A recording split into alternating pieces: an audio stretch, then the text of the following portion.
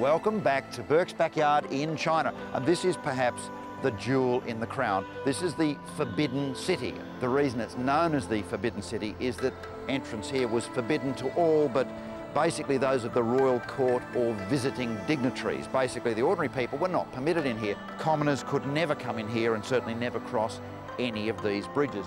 Now, this is a gigantic place. This is a walled city, enormous walls with enormous gates. And it's something like 72 hectares, all surrounded by a moat, which was partly to be ornamental and lovely, but there was a problem.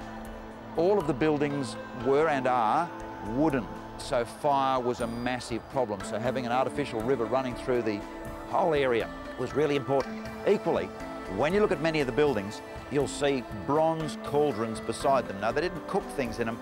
Water was kept in them so that you could bucket it out if a fire took place. In fact, for two dynasties, Qing and Ming, for about 500 years, it was the centre of government, if you like. Everything burnt down or was destroyed many, many times. And all of the buildings that are here now really only date from the last 200 years. The number 9 is a very auspicious number to the Chinese, so in here there are 9,999 rooms. Equally, they had something like 9,000 eunuchs at various stages. And you might notice it's actually quite colourful. The roof is golden, obviously that symbolises wealth. The red poles, that indicates happiness, that's what red means, and the green is longevity. You'll notice this incredibly complex court here made out of limestone. What you perhaps might not guess is this is one gigantic fountain. During rain, all the rain is collected here. It goes through various holes and comes out the mouths of dragons. So this whole thing would be the most intricate and amazing area with water spouting everywhere. This is the Emperor's Garden in the Forbidden City. This is an artificial mountain. You'll notice there's a pavilion there up on top and lots of people walking everywhere, as there always is in China. In the Emperor's Garden is this structure. It's quite wonderful. It's the Pavilion of 1,000 Autumns. But you'll notice it's got the round roof above a square one, the round roof symbolising heaven, the one below earth.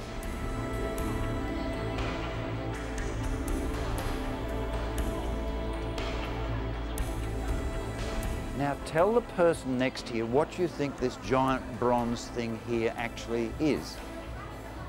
Give up? This is an incense burner. There are 18 of these around the palace here, burnt sandalwood and so on. Can you imagine how good it smelled around the palace? Now you'll notice a number of the tourists going in here with yellow hats with a little bit of red on top of them. That's the Emperor's hat. And of course, in the good old days, if a commoner was caught wearing a hat like that, well, they removed the bit below it.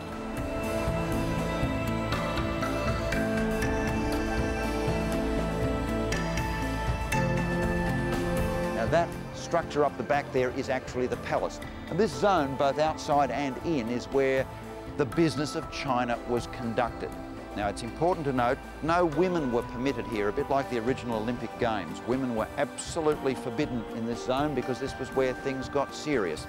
And you could just imagine the ceremonies with people here with all those colourful uniforms they wore and all the rest of it would be stunning when it was full of silk and colour and movement. And the Emperor. Never forget the Emperor.